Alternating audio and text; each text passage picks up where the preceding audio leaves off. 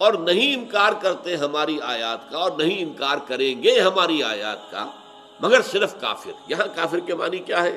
ناشکر لوگ۔ اصل میں کفر جو ہے بنیادی طور پر کسے کہتے ہیں؟ کسی چیز کو چھپا دینا، ڈھانپ دینا۔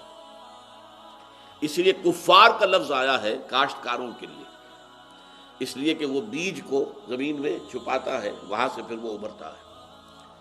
تو یہ اصل میں شکر کا بالمقابل ہے۔ آپ کے ساتھ کسی نے کوئی نیکی کی، اگر آپ کی شخصیت جو ہے مسخ نہیں ہو گئی ہے، پرورٹڈ نیچر نہیں ہے، تو اس کے لیے خاص قسم کا جذبہ تشکر جسے ہم کہتے ہیں وہ قلب کی گہرائیوں سے ابھرتا ہے۔ اس نے میرا فلاں کام کیا ہے، اس نے میری فلاں ضرورت پوری کی ہے، اس نے میرے ساتھ یہ بھلائی کی ہے۔ یہ جذبہ قلب سے ابھر کر زبان پر آتا ہے، شکر، آپ کا شکریہ، آپ کی بڑی مہربانی، آپ نے میری یہ تکلیف رفع کی ہے۔ تو اس کو امام راغب رحمۃ اللہ علیہ نے اس شکر کے پھر 3 مراحل قائم کیے۔ شکر بالقلب، پہلے تو یہ کہ آپ کو احساس ہو کہ کتنا بڑا احسان ہوا ہے۔ ظاہر بات ہے کہ اگر آپ کسی جوہری کو ایک ہیرا دیں گے تو وہ جو شکر کرے گا کہ کتنی بڑی دولت مجھے دے دی گئی ہے، آپ وہی ہیرا کسی بچے کے ہاتھ پر رکھ دیجئے، وہ سمجھے گا کہ کوئی وہ کھیلنے والا جو بنٹا ہے شاید وہی ہے، یہ بھی کوئی کانچ کا کوئی ٹکڑا ہے، بس، اور کیا سمجھے گا وہ۔ لہذا جب تک کہ نعمت کی اہمیت اور قدر و قیمت کا ادراک نہ ہو تو اس کے ہم وزن، اس کے متناسب شکر انسان ادا نہیں کر سکتا۔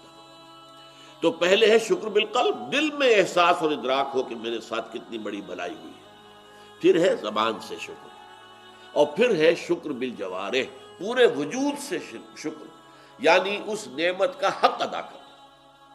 جیسے یہ اللہ کی کتاب ہے، بہت بڑی نعمت ہے، اس کی عظمت کا احساس ہو قلب میں، پھر زبان سے شکر ادا کیا جائے۔ اللہ نے خود سکھا دیا ہمیں، سورہ کہف کی پہلی آیت، الحمدللہ الذی انزل علی عبدہ الکتاب ولم یجعل لہ عوجا۔ پھر اس کا حق ادا کیا جائے، اس پر یقین ہو، اس کو پڑھے، اس کو سمجھے، اس پر عمل کرے، اس کو دنیا تک پھیلائے۔ تو فرمایا یہ جو جن میں یہ شکر نہیں ہے، جو شخص کوئی اس کے ساتھ بھلائی کرتا ہے، شکر کے جذبے کو دبا دیتا ہے، وہ ابھرنے نہیں دیتا، زبان پہ نہیں آنے دیتا، یہ کفر ہے۔ اور شکر کے مقابلے میں کفر کا لفظ آتا ہے، لئن شکرتم لازیدنکم، دیکھو میں نے جو تم پر احسان کیے ہیں، نعمتیں دی ہیں، اگر تم شکر کرو گے تو میں اور دوں گا، ولئن کفرتم ان عذابی لشدید، تو پھر میرا عذاب بھی بہت سخت ہے۔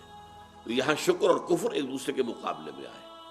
تو یہاں پر در حقیقت ان لوگوں کا تذکرہ جو ناقدرے ہیں، جنہیں احسانات کا احساس ہی نہیں ہے، جنہیں معلوم نہیں ہے کہ کتنی بڑی دولت ہمیں دی جا رہی ہے، وہ ہے کہ جو اس کا انکار کریں گے، جن کی نیچر پرورٹڈ ہو چکی ہے، جن کی جو فطرت ہے مسخ ہو چکی ہے۔ یہ ہے در حقیقت وما یجحد بآیاتنا الا الکافرون۔